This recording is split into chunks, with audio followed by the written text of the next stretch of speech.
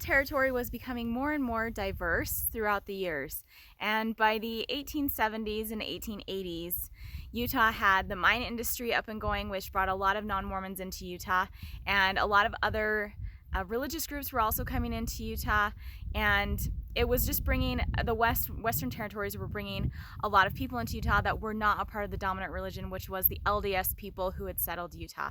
It was becoming a lot more diverse, but there were also conflicts with that. One of the conflicts that they faced was that Brigham Young only wanted his people to shop at Mormon businesses. He did not want his LDS people to shop at non-Mormon businesses because he didn't like that there were so many non-Mormons coming into the Utah territory. And that caused a huge problem for the United States government. And Utah at this time wanted to become officially a part of the United States, become an actual state and not just a territory. And that was one of the problems that they said, that the Mormons still have a stronghold in Utah and we need a free market. We need them to be able to thrive. We need non-Mormons to be able to thrive in Utah. We needed a free market, meaning that people should be able to shop at whatever businesses they wanted, which they still could. And Brigham Young, some of his people still did shop at non-Mormon businesses, but the majority did not. And so when that started to happen, a lot of people started moving, and they started moving away from Salt Lake City and starting their own towns, non-Mormons starting their own towns and their own businesses. The problem with that was that there were a lot of businesses that were just being pushed out of Salt Lake City because of these, what they called the Brigham Young boycotts. They were boycotting or the Mormons were not shopping at these places, and the American government struggled with that. They didn't like that, and that was one of the roadblocks that Utah faced in becoming a state. Another roadblock that they faced was because of this conflict, the LDS people started their own political party, the People's Party, and then the non-Mormon people started their own political party, which was the Liberals Party. And the United States government said you can't just start your own political parties. You have to be a part of the two-party system, which is Republicans or Democrats. So you have to get rid of those two parties in order for you to become a state.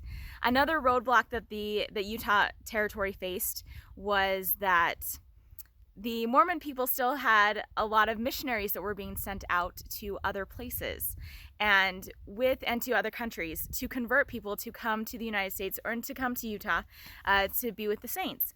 And with that, at this time, during the 1800s, mid-1800s, all the way through the 1900s, and so that time period that we're talking about, the United States did not like immigrants. They didn't want people coming into their country, and so the United States government said, you have to stop sending these missionaries out. We don't want you converting people and bringing them here because we don't want immigrants here. That was another struggle that Utah faced because they were sending out, LDS people were still sending out missionaries. Another problem that the United States government has was that because the Mormon people were still practicing polygamy, they were breaking the law. And with that, the LDS people started practicing polygamy, which I had mentioned before in other videos, that Joseph Smith has started it, but by the time he kind of kept it on the down low a little bit, and it was only people that were in upper positions in the LDS church that were practicing it. But by the time they got west, a lot of people were doing it, and they were breaking the law. Laws had been passed, anti-polygamy laws against polygamy had been passed, and so the Mormon people were still doing it. And since they were breaking the law, the United States government said, no, you can't. You can't be a part of the United States. If you're not going to follow the laws just in the territories, then you can't be a part of the United States as a state. Those were just some of the roadblocks that they faced in becoming a state. They had to get rid of the People's Party and the Liberals Party, the two political parties that they had started in Utah. They had to become a part of the two-party system, which they had to be Republicans or they had to be Democrats. They had to stop with so many missionaries bringing immigrants here. They also had to stop polygamy. That was the major thing that they had to stop. And they also had to bring back more of a free market and not boycott other businesses just because of their religious affiliation, things like that.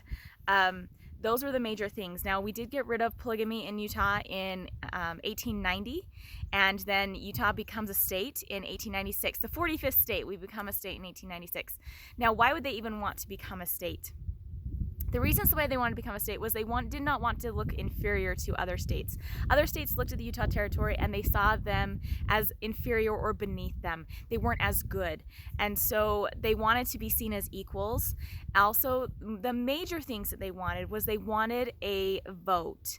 They wanted to be able to vote in national elections, like for the United States president. They wanted to be able to send representatives, like senators and U.S. representatives, to Washington, D.C., to be able to vote on the laws that they had to abide by. They were abiding by these laws, but they had no say in them at all. And so those were the major things that they could get from becoming a state. And it was a really big deal for them because they wanted to have a say in how they lived their lives and what the laws that they had to abide by. So they would have voting rights in national elections.